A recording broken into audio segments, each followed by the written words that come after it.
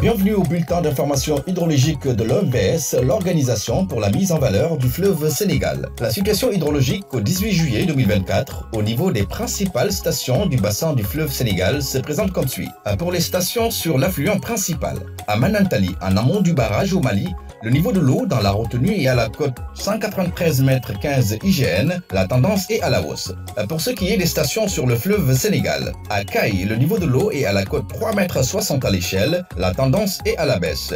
À Bakel, le niveau de l'eau est à la cote 4 m 93 à l'échelle, la tendance est à la baisse.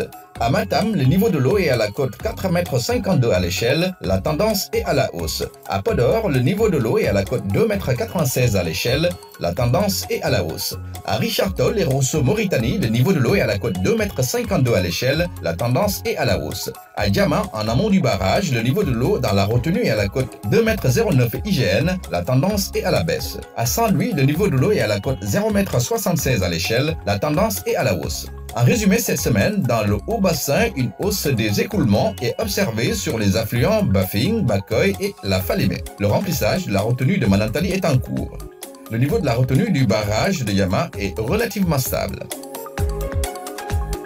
À la semaine prochaine pour un nouveau bulletin.